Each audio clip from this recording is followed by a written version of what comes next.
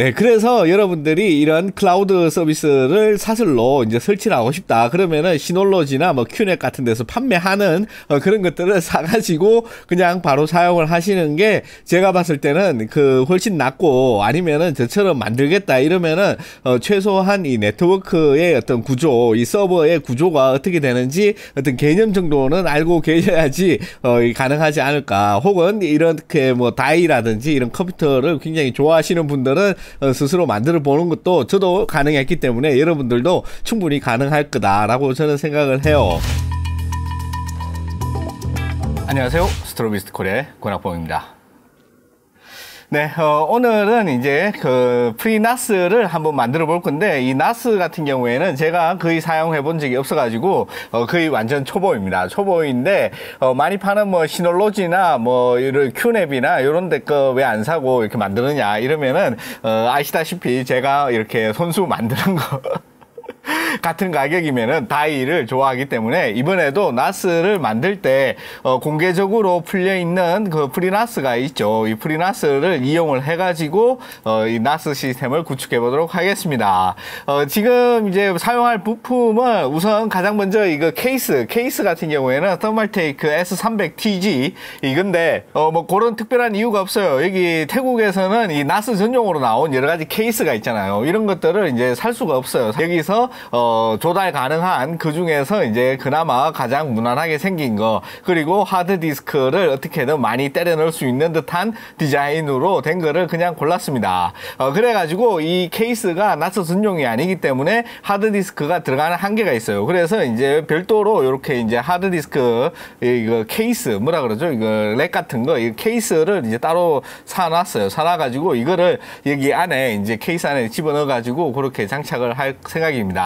그래가지고 일단 이 케이스는 좀 내려놓고, 예, 케이스를 내려놓으니까 확실히 좋네. 여기 이제 빛도 안 들어가 완전히 어두웠는데, 아무튼 그렇게 하고, 그 다음에 이제 CPU는 AMD 라이젠 2600을 썼어요. 2600. 이게 가격도 싸고 나름 이제 6코어에다가 이제 12스레드라 가지고 이 나스 정도 돌리는 데는 아마 충분하지 않을까. 그리고 이제 안에 팬도 내장돼 있어 가지고 추가 비용이 없죠. 이렇게 됐고, 그 다음에 이제 보드는 보시는 대로 기가바이트 B450M DS3H 이 보드를 골랐어요. 이거는 이제 마이크로 ATX 중에서 여기 태국에서 살 수 있는 것 중에서 가장 저렴한 것 중에 하나. 그 다음에 램베이가 이제 2개가 아니고 4개짜리 그 기준으로 골라가지고 뭐 특별한 의미는 없습니다. 뭐 아무거나 다 된다고 하니까는 이렇게 골랐고, 그 다음에 파워는 이제 커세어의 VS450이죠. 이거는 이제 거의 단종된 걸로 알고 있어요. 단종된 걸로 알고 있는데 재고가 남아 있어가지고 이거 저렴하게 이걸로 구했습니다. 그 다음에 램은 이제 하이퍼X 이제 8기가짜리 2개 해가지고 이제 16기가로 이렇게 했어요. 이게 뭐 램이 여기서 우리나라처럼 이제 삼성 램이나 이런 거를 구할 수가 없기 때문에 가장 저렴한 거 위주로 해가지고 그냥 이제 고른 게 이겁니다. 그리고 나서 마찬가지로 여기 OS를 돌리거나 아니면은 거기 나스에서 사용하는 그 스크래치 디스크라 그러나 하여튼 거기 그런 용도로 이제 쓸 건데, 256기가의 트랜센드 NVMe M.2 SSD를 준비했습니다. 이걸 왜 골랐냐 이러면 마찬가지로 여기서 살 수 있는 것 중에서 이게 제일 최저가로 떠가지고 이걸로 이제 구입을 했습니다. 그리고 이제 하드디스크죠. 하드디스크는 히타치의 퍼포먼스 X300 요게 이제 벌크 요렇게 이제 비닐 포장만 된 게 나와가지고 이게 그 다른 것보다 확실히 한 30% 싸게 몇 개가 나와 있더라고요. 그래가지고 요거 이제 4테라짜리 이제 4개를 준비를 했어요. 그래가지고 바로 조립을 진행해 보도록 하겠습니다.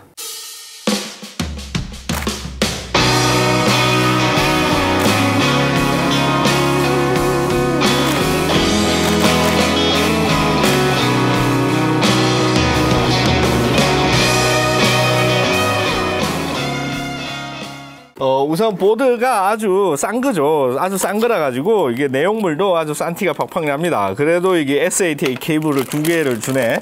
2개를 주고, 그 다음에 이게 들어있고 네. 그 다음에 여기 이제 백패널 요거에 들어있고, 그리고 여기 CD랑 설명서가 이렇게 들어있네요. 이게 다입니다. 아주 구성이 완전히 그냥 그 초단촐한 그런 구성으로 되어 있습니다. 메인보드를 보면은 아주 그냥 초저가형 그런 디자인으로 되어 있어요. 뒤에는 이제 백플레이트가 여기 그냥 기가바이트 거랑 똑같은 걸로 달려 있는 것하고, 이제 AM4 소켓이죠. 그리고 이제 램 슬롯이 이제 4개고, 이거 전부 다 양쪽으로 벌어지는 거. 이 칩셋 위에는 그냥 방열판이 하나 달려 있고, 여기 요렇게 4개가 이제 SATA가 들어가 있는 그런 아주 단순한 그런 구조예요. 그리고 뒤에 보면은 이제 HDMI랑 옛날 이제 이게 디스플레이 포트가 아니고 이거 옛날 DVI 옛날 DVI 포트가 이게 이제 있고, 그 다음에 그냥 굉장히 저렴하고 일반적인 그런 디자인이라고 할 수가 있을 것 같아요. 뭐 특별한 그런 건 아무것도 없습니다. 네, 우선 CPU부터 바로 조립을 해주도록 하겠습니다. AMD 2600은 이제 한물간 건데, 이게 TDP가 65W 나오죠. 그래가지고 뭐 그냥 그런 이제 CPU라고 할 수 있지만은 아마 제 생각에는 이 나스 정도 돌리는 데는 크게 무리가 없을 것 같습니다.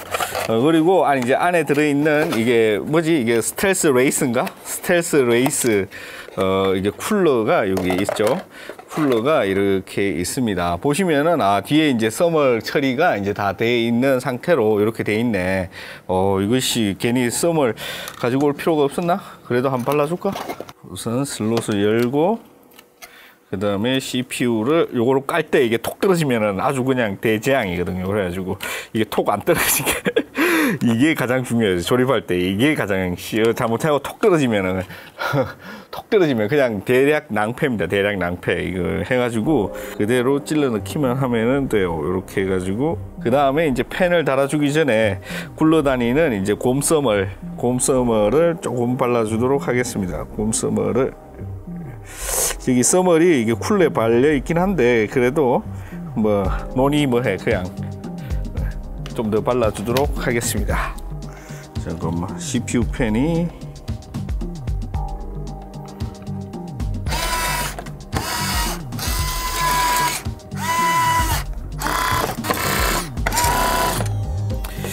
네, 이렇게 이제 다 됐고, 여기 CPU 펜은 여기다가 이렇게 붙여주면 되고, 선 정리가 아주 뭐 별로네. 그 다음에 여기 이제 M.2 SSD를 달아주도록 하겠습니다. 이거를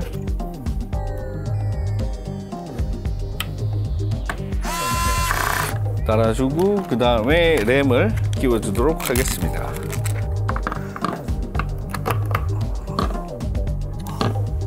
이렇게 하면은 이제 조립은 이제 다 끝났어요. 이거 자체로 이제 컴퓨터가 다 됐고, 나머지는 이제 케이스에 집어넣는 거죠.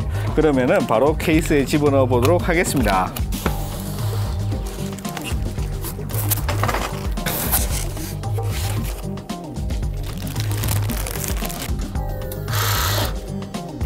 이게 하드디스크 넣는 데다가 이거를 갖다가 이렇게 포장을 해놨네. 이게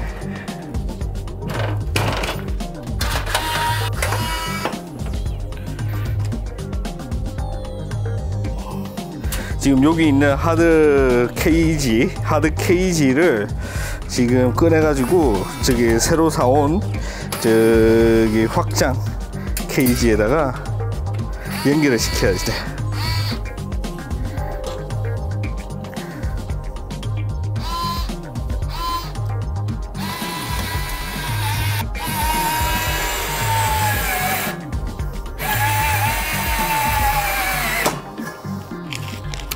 네, 어거지 조작으로 이 안 들어가는 이 렉을 갖다 끼워 넣었어요. 이제 여기다가 이제 붙여주기만 하면은 되겠죠?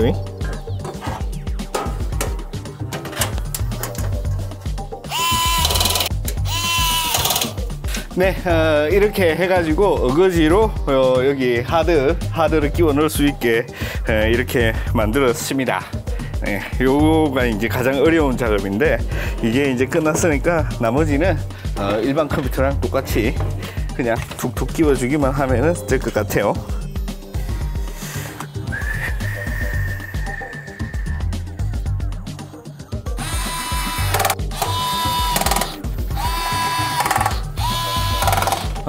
이렇게 이제 메인보드 설치를 다 했고, 이게 모듈형이 아니에요. 모듈형이 아니라서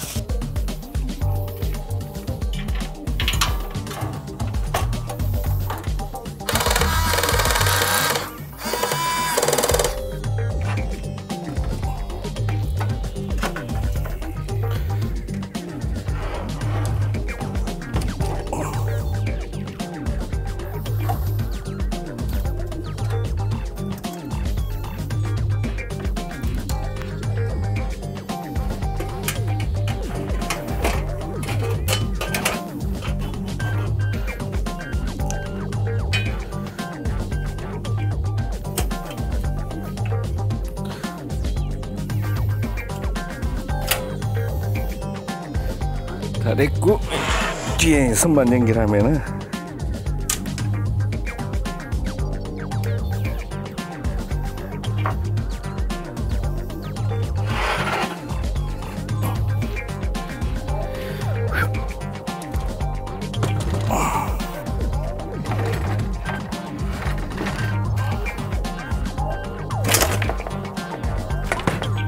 하드에 열이 많이 날 수도 있으니까는 팬을 하나 설치해 주도록 하겠습니다.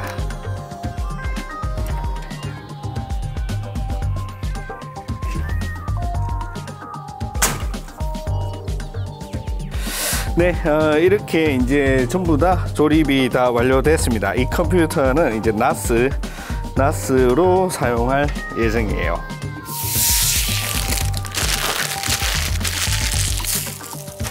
네, 그래가지고 조립을 다 한 모습은 이렇게 생겼습니다. 네, 이렇게 해가지고 이제 조립이 다 끝났어요. 하드에 있는데도 이거 버리려고 했던 마개를 막아가지고 조금 더 깔끔하게 했고, 선조정 같은 경우에는 지금 할 수 있는 대로 다 했어요. 근데 이게 케이스가 너무 싸구려라 가지고 더 이상 이제 선 정리는 안 됩니다. 아무튼 한 요 정도 요 정도로 이제 작업을 이제 다 마쳤고, 이제 OS만 깔아가지고 실제로 사용을 하기만 하면은 돼요. 이 케이스 같은 경우에는 이게 확실히 싸구려가 티가 많이 나. 이게 철판도 얇고 뭔가 부품 자체도 이게 휘청휘청한 게 별로 그렇게 고급진 그런 구성은 아닌 것 같습니다. 마찬가지로 야매로 샀던 여기 이제 하드 더 끼우는 거, 요거 렉 같은 경우에는 그냥 란사로 그냥 박아가지고 그냥 넣어놨는데, 조금만 더 좋은 게 있었으면 좋을 것 같아요. 이게 너무 싸구려틱하고 조립되는 방식이라든지 이게 밖으로 안 나오는 딱 걸리는 부분이라든지 이런 것들이 전부 다 아쉬운 것밖에 없어요. 아무튼 뭐 싸구려니까 어쩔 수 없는 것 같고, 일단은 여기서 할 수 있는 대로 이제 최선을 다 해가지고 컴퓨터를 이렇게 맞춰봤습니다. 이 프리나스를 인스톨 한번 해보도록 하겠습니다. 네, 정상으로 되고, 이제 지금 아까 만들어 놨던 이제 부터블 디스크 USB로 이제 부팅이 되죠. 프리나스 이렇게 해가지고 부트 프리나스 인스텔러 엔터 1번 체크. 지금 드라이브가 한 개만 돼 있어요. 한 개만 돼 있어가지고 지금 M.2 NVMe M.2 하나만 돼 있어서 여기다가 바로 깔아주면 될 것 같습니다. 뭐 오케이. 패스워드. 패스워드를 이제 쳐줘야지 되네. 패스워드를 boot via UEFI. 지금 메인보드가 이제 그래도 완전히 오래된 옛날 건 아니니까 UEFI로 이제 하도록 하겠습니다. create swap. create 16기가 swap partition on boot device. 오케이. create 만들어. 뭐 시키는 대로 이렇게 하면 되겠죠. 이게 저도 지금 처음 해보는 거라 가지고 잘 몰라요. 혹시 프리나스에 대해서 잘 아시는 분들은 제가 혹시 실수한 거나 뭐 잘못한 거 있으면은 댓글로 좀 부탁드리겠습니다. 그러니까 제가 이거는 이제 어떻게 만든다 이런 게 아니고 이제 그냥 같이 저기 완전히 이제 초보도 이렇게 할 수가 있구나 이렇게 보시면 될 것 같아요. 네, 이 상태에서 한 번 더 재부팅을 해가지고 이제 FreeNAS가 이제 자동으로 인스톨이 되고 인스톨이 다 되면은 이런 화면이 나옵니다. 이 상태가 이제 완전히 부팅이 된 상태라고 볼 수가 있고 이 이후에서부터는 이제 다른 컴퓨터를 통해 가지고 네트워크로 접속을 하면은 이 FreeNAS를 완전히 컨트롤할 수 있게 되더라고요. 네, 여기까지 이제 이 설치를 해가지고 끝내는 데는 그렇게 시간이 오래 걸리지 않았습니다. 여기까지는 이제 굉장히 쉬운 거고 제가 봤을 때는 누구나 이제 이 FreeNAS를 자유롭게 설치를 하고 사용을 할 수가 있는데 나중에 알고 봤더니 이제 제가 원하는 게 기존에 그냥 NAS가 아니라 이제 클라우드 서비스더라고요. 이제 클라우드처럼 그러니까 구글 드라이브처럼 마음대로 이거를 업로드도 할 수 있고 이거를 이제 공유를 하려면은 이제 간단하게 링크만 던져주면은 바로 공유가 된다든지 혹은 제가 지정한 사람이 마음대로 여기다가 파일도 올릴 수도 있고 뭐 이런 것들을 이제 완전히 컨트롤할 수 있는 게 이제 클라우드라는 이제 서비스인데 넥스트 클라우드라 그래가지고 이 FreeNAS OS 위에 플러그인 상태로 이렇게 올라가는 거고 그게 아니면은 리눅스 서버로 바로 이 넥스트 클라우드를 인스톨을 해가지고 그대로 이렇게 작동할 수도 있다 이렇게 말을 하더라고요. 그래가지고 그냥 이 우분투 같은 리눅스를 깔아가지고 서버를 만들까 했는데 그렇게 되면은 이 FreeNAS에서 제공해주는 그러니까는 이 드라이브 매니지먼트 시스템이 있죠. 이 드라이브를 모아가지고 뭐 레이드를 만드는데 거기에 있어서 여러 가지 다양한 레이드 옵션도 있고 어떤 그런 어떤 파일 관리에 있어서는 이 FreeNAS를 사용하는 게 제 입장에서는 더 쉬울 것 같다 이래가지고 여기에서 이제 이 넥스트 클라우드를 본격적으로 사용할 수 있게 하는데 이제 초점을 맞췄습니다. 그래서 결론을 말씀드리자면은 이렇게 저처럼 다이를 한다 이럴 경우에는 최소한 이 네트워크가 어떻게 만들어지고 이 서버라든지 혹은 뭐 PHP 서버 뭐 이런 것들이 어떤 식으로 구동이 되고 이게 어떻게 세팅을 해야 되는지 이런 최소한의 개념을 알고 계시면은 문제가 없을 것 같은데 저처럼 그런 개념이 없다든지 리눅스에서 쓰는 이제 콘솔들이 있죠. 이런 콘솔들도 있고 뭐 SSH 콘솔 같은 이런 것들에 대해서 저처럼 완전히 이제 기본 중에서 이제 명령어 한두 개밖에 모르는 이런 레벨에 있어가지고는 굉장히 큰 난관이 있어요. 그럼에도 불구하고 제가 끝까지 이걸 할 수 있었던 거는 인터넷에 자료는 되게 많이 있더라고요. 자료는 되게 많이 있고 이 넥스트 클라우드 이 자체에서도 이 매뉴얼이 잘 정리가 되어 있어가지고 그거를 보면서 그냥 모르지만은 따라하는 그냥 하나하나씩 그냥 따라하는 수준으로 가능은 했습니다. 가능은 했는데 여러분들이 보시다시피 아까 시작할 때는 머리가 길었는데 지금 머리가 짧죠. 여기까지 이제 모든 게 정상적으로 만들어지는 데는 약 한 달 정도 걸렸어요.